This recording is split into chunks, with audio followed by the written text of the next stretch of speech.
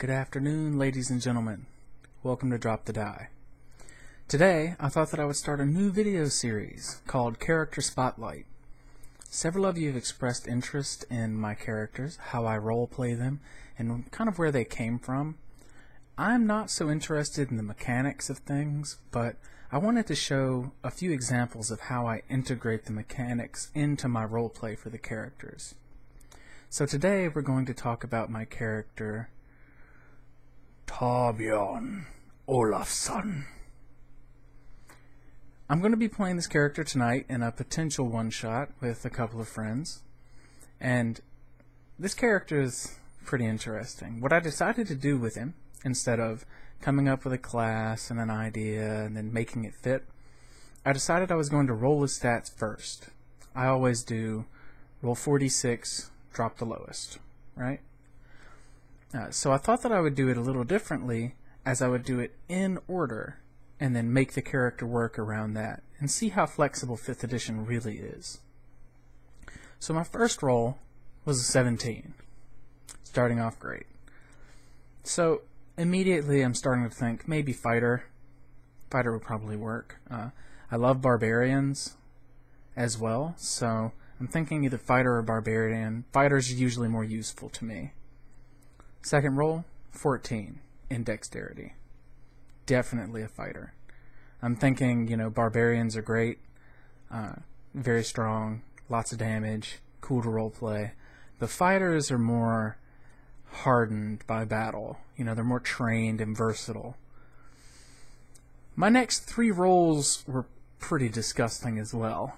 14, 13, and another 14. So, thus far, my stats are looking uniformly fantastic.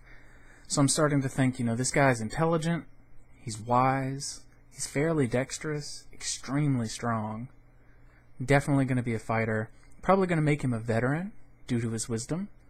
I think that vets, especially from the soldier background, are fantastic to roleplay, as they have several different instances where they can recall memories of combat maneuvers and tactics.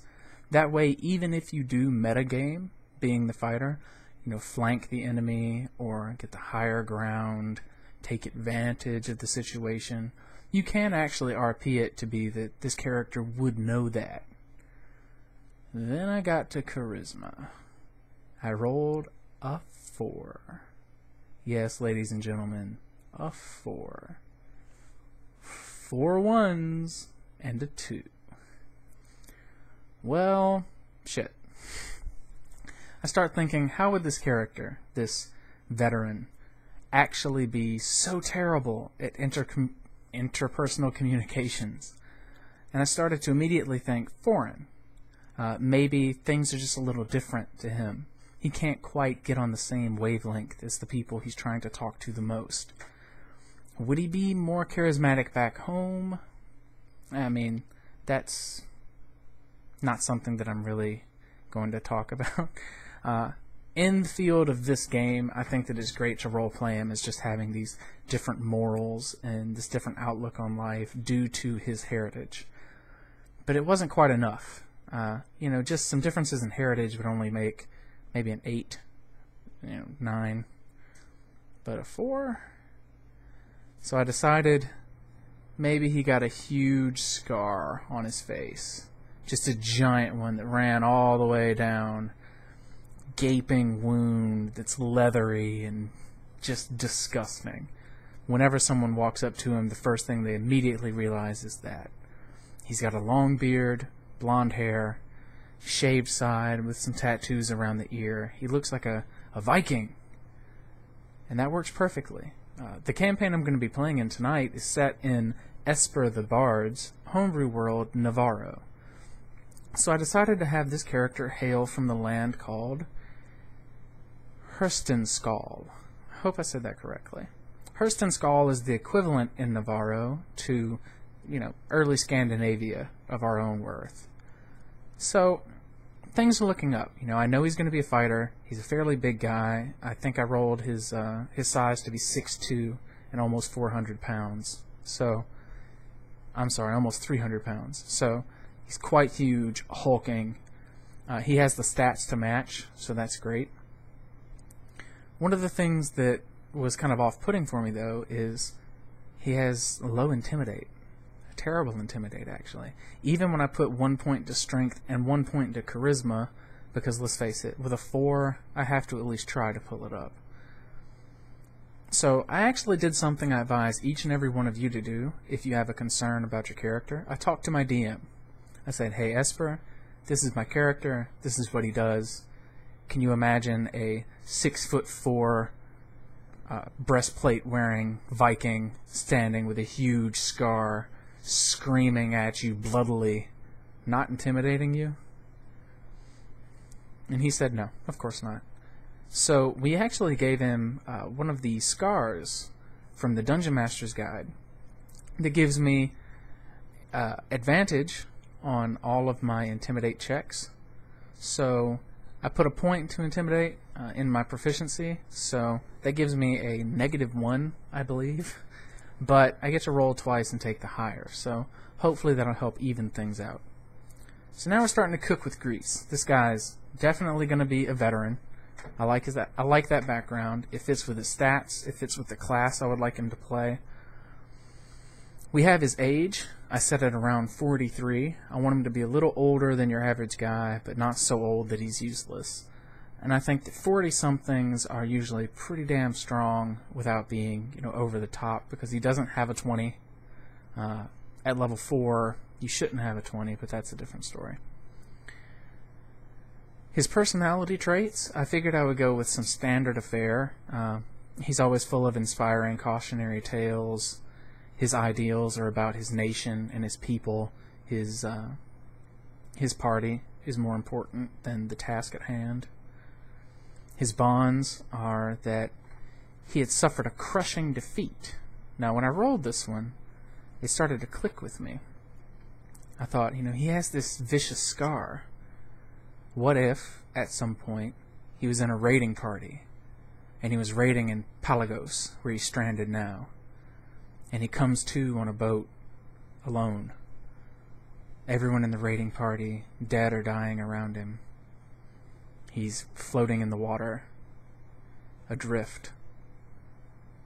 He can only remember little sections of the battle that have happened previously. He has to row himself to shore, bloody, tired, hurt, bleeding profusely. And he just wanders into the wilderness, and he thinks, I cannot die here. This cannot be my grave. And eventually he wanders and finds a horse drinking water from a stream with a saddle on it, and then immediately things go black. He wakes up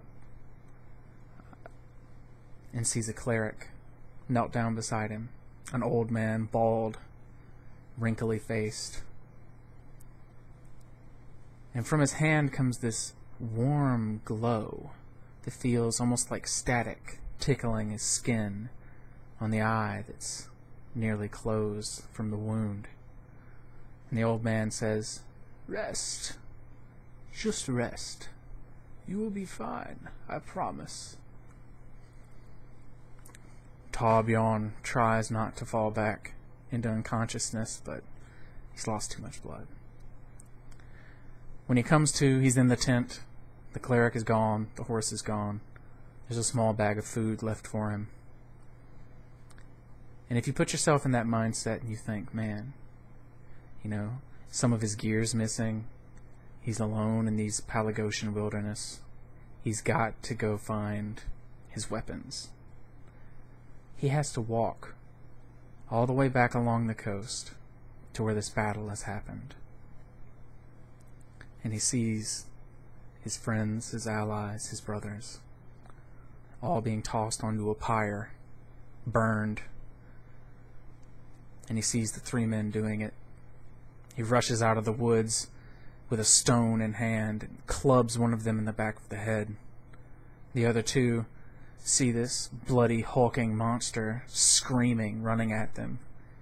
They try to run themselves. He tackles one to the ground and chokes the life from him. The other can't even get his sword from his scabbard.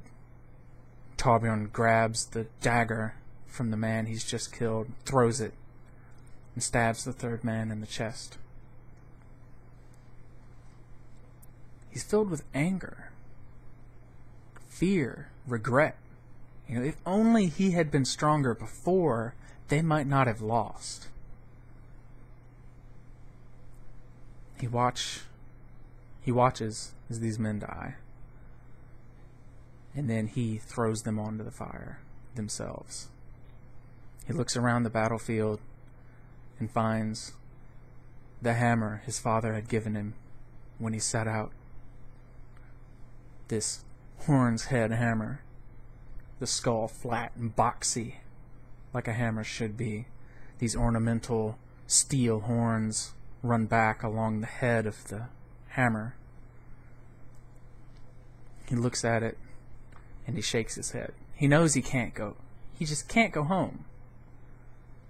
He can't go home feeling the way that he does now, filled with regret, remorse, anger. He has to make something of himself again. He spent all those years fighting and fighting. He can't go home with his tail tucked between his legs. At the very least, he should die in combat. He should die with his hammer in his hand, making a name for himself. So he heads to Vitus, the capital city of Palagos. And that's where the story is going to pick up tonight. So, that is the story that ran through my head almost all at once it finally clicked in with these bonds. With the bond, "I'll never forget the crushing defeat my company suffered, or the enemies who dealt it." He is going to hate Palagosian people, but he's also going to have to work with them. And I think that that's going to be very hard to roleplay, and it's going to be very dynamic as far as roleplay goes. His flaw is his hatred of his enemies is blind and unreasoning.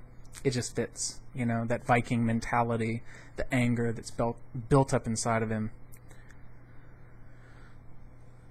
As far as mechanically goes, I wanted to make him a little sticky as a fighter is concerned. I gave him the Sentinel feat at level 1. Basically, if anyone does anything when they're adjacent to him, he thwacks them with his hammer, and they can't do shit until they deal with him. And I also gave him Great Weapon Master. If any of you have watched my games with Esper and Michael Barker to be a better game master, if you've watched any of those videos that I've already made of Razvan Dolka, the Vitus spy, then you know Sharpshooter is broken. It's so good. But Great Weapon Master is the exact same thing, but with a giant fucking hammer. So that's going to be fun times. So, all in all, I think the character turned out fairly well. I'm going to have a copy of this character actually in the description if you would like to check it out and actually look at the sheet, see how everything's put together. I think it's going to be a lot of fun to roleplay. And this is a little video I thought would be interesting if you watch the video we're going to put up from the session tonight. It'll kind of give you Torbjorn's side of the story. It'll give you a chance to see things from his perspective, to really put yourself in his mindset and see why I roleplay him the way that I do. And hopefully I can do it justice and make all of you guys proud. If you like this series and want to hear more about my characters, I'm probably going to put Razvan up pretty soon, probably in the next day or so. Maybe after I get a haircut so I don't look like a homeless person who's just wandered into my apartment and started recording. That way you guys can kind of see where I was coming at, the different angles and approaches that I had during those sessions. And I highly suggest you check those out, for real. But hopefully this has been great. If you guys have any suggestions, comments, concerns, thoughts, fears, put them in the comments section below. I absolutely love the feedback, and I love interacting with you guys.